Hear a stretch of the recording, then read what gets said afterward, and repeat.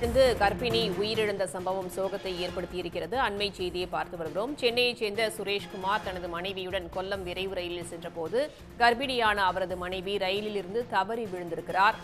இந்த நிலையில் அவர் உயிரிழந்தது சோகத்தை ஏற்படுத்தியிருக்கிறது. கர்ப்பிணி ரயிலில் இருந்து தவறி விழுந்தபோது அபாயச்சங்கிலியை இழுத்து ரயிலை நிறுத்த உறவினர்கள் முயற்சித்த நிலையில் அபாயச்சங்கிலி செயல்படவில்லை என்ற குற்றச்சாட்டு முன்வைக்கப்படுகிறது.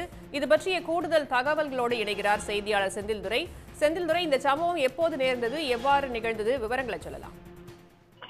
சென்னை திரிசூலம் பகுதியைச் சேர்ந்த சண்முகவேல் மகள் கஸ்தூரி இவருக்கும் சங்கரன் கோவில் அருகே மேல நீலிதநல்லூர் கிராமத்தைச் சேர்ந்த சுரேஷ்குமார் என்பவருக்கும் கடந்த 8 மாதம் முன்பு திருமணம் நடைபெற்றது.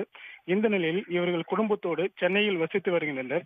சுரேஷ்குமார் சென்னையில் உள்ள தனியார் கம்பெனியில் வேலை பார்த்து வருகிறார். இவரது மனைவி கஸ்தூரி வயது 21. இவர் 7 மாத கர்ப்பிணி. இந்த நிலையில் சுரேஷ்குமார் மற்றும் கஸ்தூரி மற்றும் உறவினர்கள் 11 பேர் நேற்று மாலை சென்னையிலிருந்து எக்மோரிலிருந்து கொல்லம் எக்ஸ்பிரஸில் சங்கரன் கோவில் திருவிழாவுக்காக மற்றும் வளையாப்பு நடத்துவதாக சென்று கொண்டிருக்கும் பொழுது அப்பொழுது விருத்தாச்சலம் அருகே மாம்பாக்கம் கிராமத்தில் கஸ்தூரிக்கு வாந்தி வருவதாக கூறி படியில் அமர்ந்து வந்துள்ளார். அப்பொழுது திடீரென்று கஸ்தூரி 7 மாத கர்ப்பிணி பெண் கீழே தவறி விழுந்துள்ளார். அப்பொழுது அருகில் இருந்த சுரேஷ்குமார் திடீரென்று தனது மனைவி கீழே விழுந்துள்ளார் என்று அந்த பெட்டியில் உள்ள அபாய சங்கிலியை இழுத்துள்ளார். அப்பொழுது அபாய சங்கிலி இழுத்தும் வண்டி நிற்காதால் அருகில் உள்ள S8 பெட்டியும் அபாய சங்கிலியை இழுத்துள்ளனர் உறவினர்கள். அப்பொழுதும் அந்த வண்டி நிற்கவில்லை.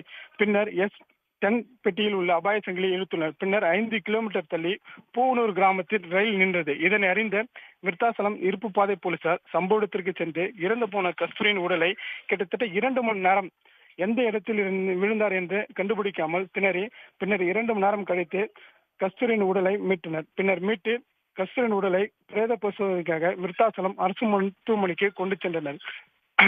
7 மாத கர்ப்பிணி பெண் ரயிலில் தவறி விழுந்து கீழே விழுந்த சம்பவம் பெரும் சோகத்தை ஏற்பட்டது. ரயிலில் பெண் தவறி விழுந்த போது பெட்டியில் உள்ள அபாய சங்கிலி இழுத்தும் ரயில் நிற்காததால் உறவினர்கள் பெரிதும் அவதியில் உள்ளனர்.